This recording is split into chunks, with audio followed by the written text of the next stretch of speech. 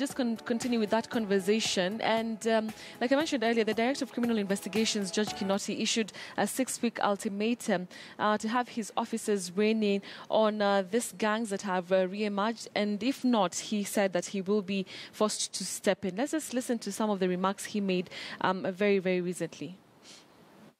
Kama wewe uko na nguvu, serikali iko na nguvu kuliko wewe. Kwa hivyo ndio nasema kwa kila kesi ile itaripotiwa kwa station ama kwa CID inamaliza miezi 2 ikiwa hatujajua ni nani. Na nimesema sijui kama mlipokea my signal ile nilisema hiyo file ama hiyo kesi mimi nataka niletewe nikiwa DCI. Na kwa nini nimesema hivyo? Mimi nataka mheshimiwa utauliza watu hao tena, ni mimi nataka uniulize. Mwananchi hata pia wewe achana nao. Kuja, mimi ndio nitakujibu. Kwa nini miezi 2 imemalizika hii njambazi hajakamatwa?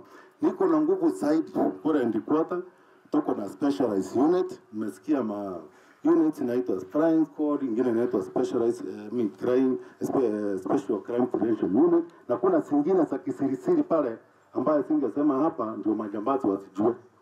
Hiyo tukipata maneno kama hayo, tunaenda na njia zetu za kisiri na sitawaficha. Ni kusikia tu kazi imemalizika na mwananchi maneno imeisha. Kwa hivyo siri nilisema ikimaliza hiyo miezi 2, hiyo ni kutojua tu. Mtu alipigwa, akanyang'anywa ama akauawa na hatujajua. Kwa hiyo miezi 2 basi mimi ndio nitajibu. Ile nyingine ni kuwa tunajua mhalifu ni nani na mmeripoti kesi kwa polisi. Sasa inakuwa hiyo mhalifu mbona hajashikwa? Hiyo naye nimepeana wiki 6 months. I think I was very correct. Bwana DCI, we have received my money. Now, hiyo nasema kama tunamjua na hajashikwa. Hiyo ndio nikasema hiyo wiki 6 nitawapatia. Wiki ya 7 ni mimi nitataka kujibu. Na mtakuwa mmeniletea kutoka pale. Kama kweli ni ile maneno ya station ama ya division hamkuwa na nguvu hapa na pale, sasa tutareinforce kutoka pale Ndikwata. Lakini ikiwa hii yote 2 huyo mtu hakushikwa, sababu ni ukweli, na hata tuambiane ukweli. Pesa zilitembea. Bila kesi ilikuwa inanyoroka, kumbe ameenda mbele pale na maneno mengine yanaendelea hapa na sisi hatujui. Na nyinyi wananchi mnajua. Kama ni mtu anajulikana, mbona hajashikwa? Kweli kama basi iko mtu alikula pesa hapa, nitajua tu. All right, so that's Judge Kinoti giving that 6-week ultimatum, asking his officers to rein in on the terror activities in the different parts of the country, and if not, he will be forced to step in. I want to just get the sentiments of my guest, Oscar Awit, who is a security risk consultant. Let's talk about part of what he said, that, residents normally shy away from coming out and giving evidence, and that we've seen in a number of cases. In Kakamega, there are a number of cases where residents know something, but they don't want to come out because it's already so, they're already so, scared of what could happen to them. Is there a way to go about this? Because it's something that is affecting very many, places in the country where people have the information, but they fear coming out and talking about, I've heard this and this is happening at a specific place. Yes. Betty, I want to say that the police-public relationship has not been very good. And the police-public relationship has to be good and coherent enough to enable some communication between them and the members of the public. Remember, what has happened in the recent past puts the police to be a force rather than a service. And therefore we expect a service, an entity that provides service to the community and that expects a feedback, because you have to create also a platform where you get from the community and you respond. Yes. Number 2,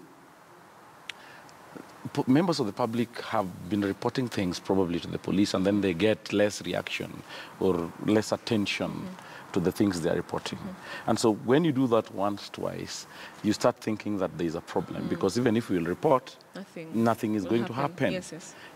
And so there is a bit of reluctance of members of the public volunteering information to the police, because one, they fear they may not be protected. What happens after you've reported?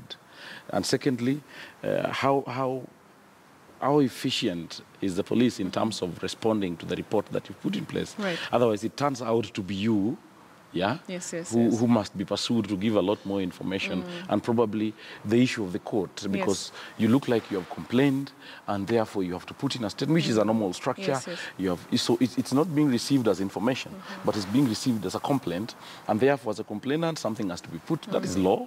Everybody understands. And therefore, going to court, yeah, and all this, you have to be in court, then you have to come back home, and then you remain, you know, open to attack. So this is actually causing the reluctance by members of the public to make reports on these things. Okay. Yeah. So moving forward, what are some of the solutions? Because, you know, we spoke about employment, creating employment activities for, you know, the number of youths who are doing this because they do not have any other way of, you know, fending for their families or for themselves. And as I said earlier, but you know what is going on today. The masses are unemployed. The youth between the ages of 20 and up to even 40, 45 are bare idle, seated, doing nothing. Yeah? Some of them are well-schooled. Some of them have gone through secretarial college. Some of them have gone through technical institutions. You know, some are even graduates who have gone into university. Yeah? And they really don't know what to do. As a security consultant, we've thought around it because we have to contribute to management of security to support the national government. What we have done, we have come up with a platform. The platform we've come up with is such that, you know, we are creating visibility for the youth. Yeah, it's an application that is running on Android, where the youth, it's called Jipe Ajira. You know, create your own, engage yourself in something. So Jipe Ajira puts all experts, you know, on a visibility platform. So today, like for instance, how many times do you struggle to identify a plumber? How many times does your car break down at a place in a jurisdiction that you really don't know anybody? You understand? So if you have nobody to unblock your system in the house, yeah, then there's a way Jipe Ajira creates for you within that jurisdiction. You go to the app, yeah, and then you'll be able to identify a person who is competent enough to come and fix your carpentry issue. If you've just put up an office, you want a secretary for a month or for a day, they will be available. And this will start supporting them. If you want a driver to drop you from here to the airport, and then what we are doing as a security risk consultancy firm is that we now vet them and we put up a database. Demographically, each county will be able to know how many people they have that are idle and are exposed in specific areas of technical expertise.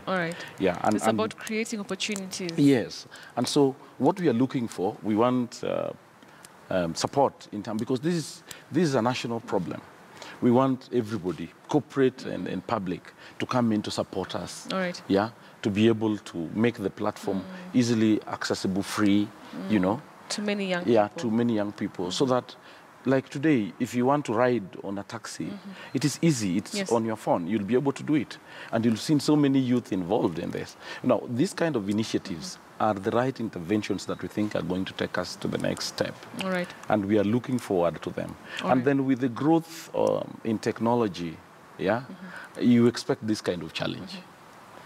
When there is upsurge in unemployment, you know, the youth is all over, and it's definitely becoming a problem. And so they will not even, there are those that we can identify, particularly those who are attacking us physically. But there are those that are attacking you through technology. Yeah, and they're even worse off because they eat into the bottom line of organizations. And this is fraud. Yeah, and so when you expose these people, yeah, you put in systems that are working, processes that are beautiful, and then people who are exposed to be reached out for support. It is going to support. It's going to help the situation. It's a good initiative. Yeah. All right. Thank you very much, Oscar Witi, for your time.